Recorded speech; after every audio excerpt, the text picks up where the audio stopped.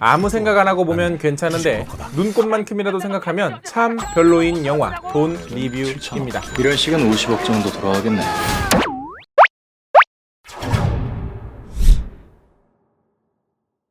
부자가 되고 싶었던 신입 브로커 조이련은 수수료 빵원의 생활을 이어가고 있습니다. 그는 어느 날 선배의 부탁으로 번호표라 불리는 한 검은 손의 심부름을 하게 되는데요. 그 이후부터 그는 큰 돈을 만지기 시작합니다. 하지만 이를 감시하고 있던 금감원의 수사가 시작되고 조이련은 위기에 봉착하게 되는데요.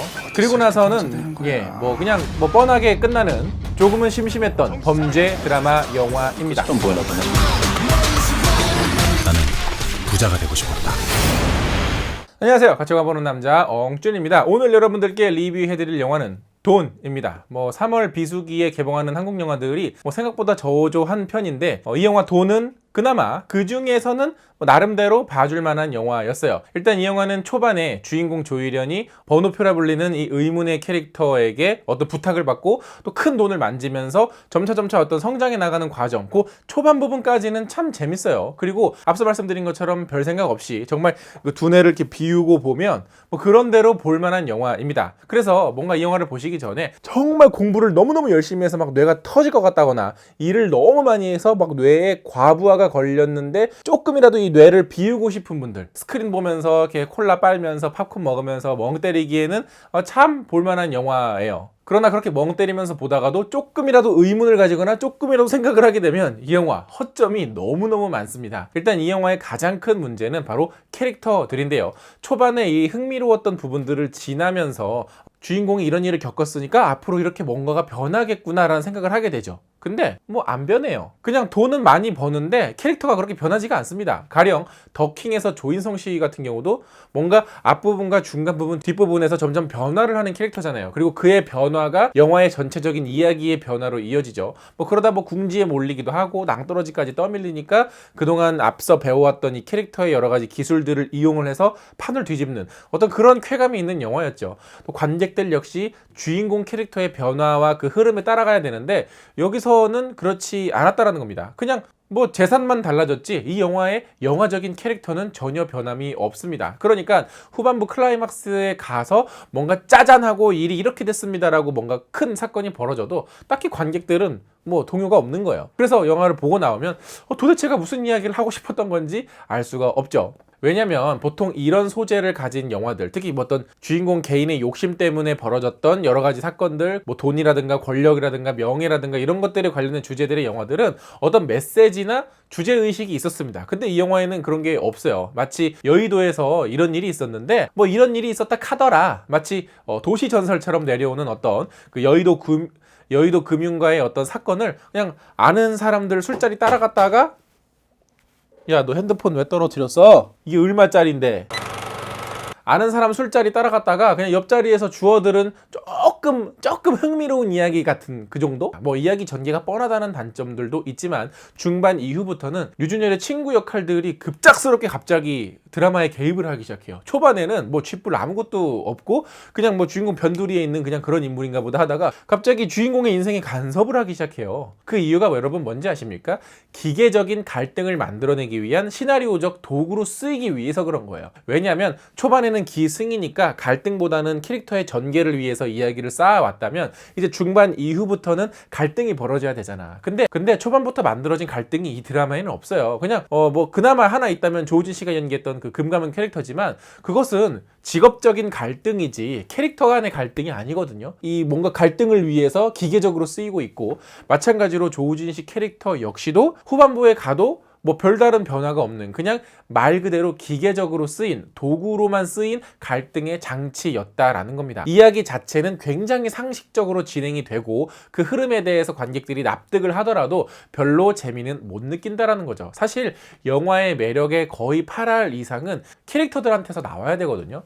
이 영화가 트랜스포머처럼 온 지구를 박살내는 영화가 아니라면 거기다 모든 캐릭터들의 동기와 목적이 굉장히 불분명하고 엄밀히 말하면 없습니다. 없습니다. 왜 얘가 그러는지, 왜 제가 저런 행동을 하는지 이유가 없어요. 그냥 얘는 직업이 나쁜 놈, 얘는 직업이 금감원 수사관, 얘는 직업이 그냥 친구, 그거 없어요. 뭐 검사니까 검사 일을 한 거고, 뭐 그래서 영화를 보면 번호표는 대체 왜 얘한테 접근을 한 걸까? 그리고 얘는 왜 번호표가 하라는 일을 이렇게 한 걸까? 뭐 선배는 왜 얘를 소개한 걸까? 뭐 이런 궁금증들이 있잖아. 답이 없다고. 거기다가 특히 이 영화 캐릭터 중에서 가장 문제가 있었던 캐릭터는 어떤 캐릭터였냐면 그 원진아 씨가 맡았던 박시은이라고 하는 역할이 있습니다. 뭐 저는 캐릭터 이름도 지금에서야 처음 알았어요. 어찌됐거나 솔직하게 이 캐릭터는 이 영화에 왜 나왔는지를 모르겠어요. 뭔가 하는 역할들이 조금씩은 있어. 근데 그거는 이 캐릭터가 아니어도 되고요. 심지어는 이 캐릭터는 전체를 다 삭제를 해도 됩니다. 제가 이 캐릭터는 없어도 돼요라고 하는 이야기를 굉장히 많은 영화 리뷰에서 했던 것 같은데 여기서도 마찬가지예요. 거기다가 그런 이야기를 했던 리뷰들의 공통점 중에 하나는 뭐냐면 여성 캐릭터였다라는 거죠. 굉장히 도구적으로 소모하고 끝내버리는 캐릭터에 불과합니다. 그런데 이 영화 감독이 여성 감독이신데 혹시 감수성이 좀 부족...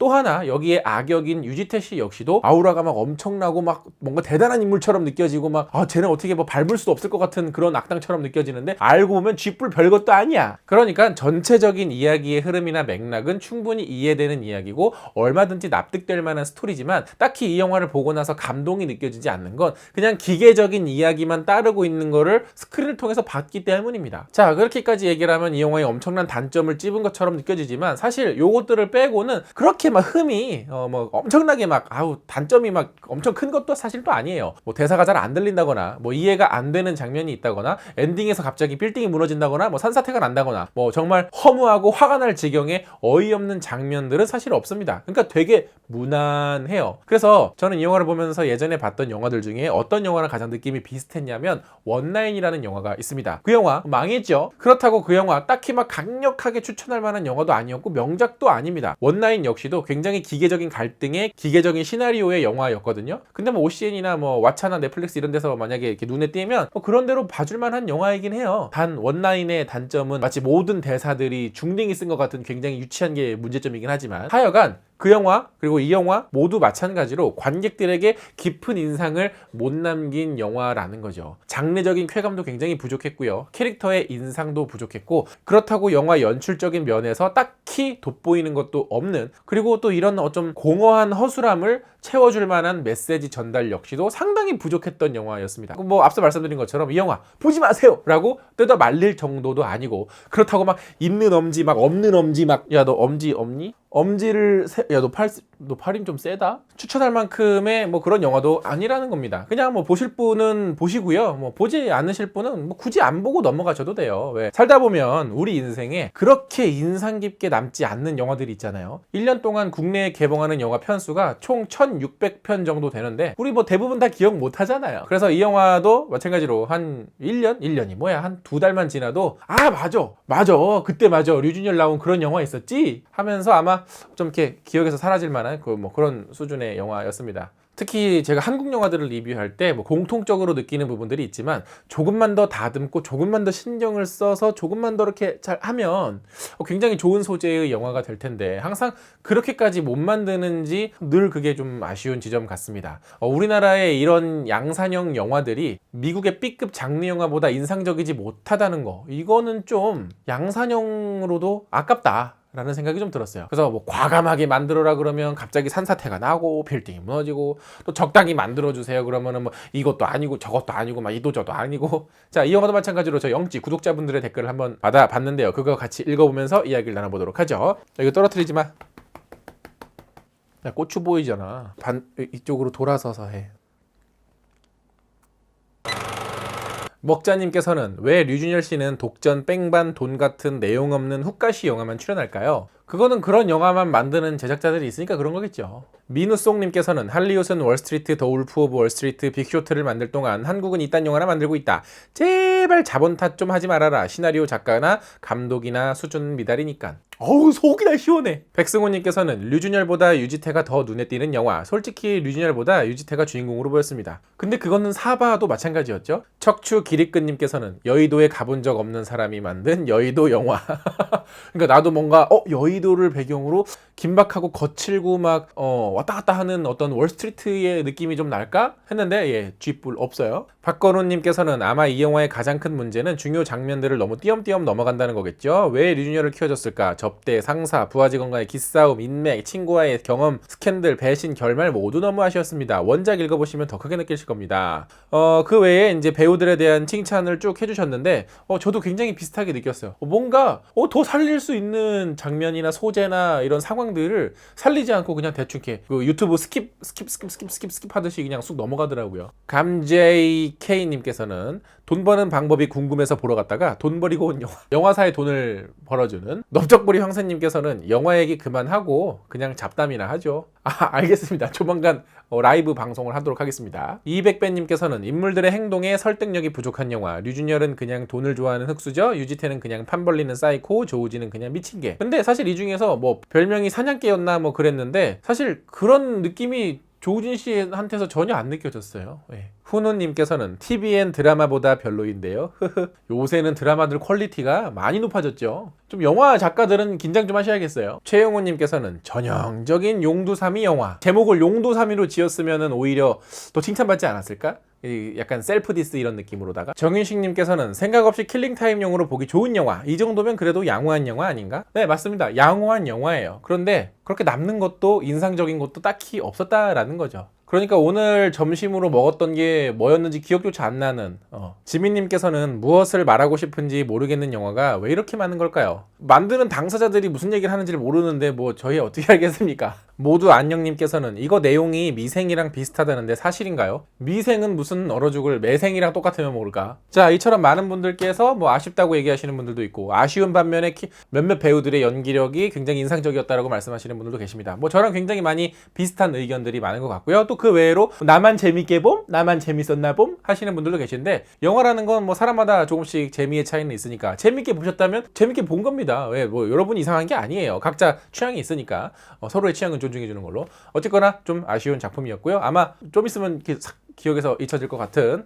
그런 영화였습니다. 참 비수기는 힘들어요. 자, 이렇게 제 영화 리뷰에서는 여러분 엉찌 구독자분들의 댓글도 받고 있으니까 구독 후에 커뮤니티 또 확인해 주신 거 잊지 말아주시고요. 영상 재밌게 보셨다면 좋아요 누르는 거 잊지 마시고 구독 버튼 아직 안 누르셨으면 구독 버튼도 꼭꼭 눌러주세요.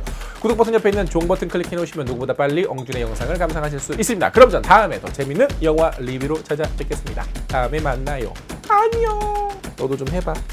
안녕.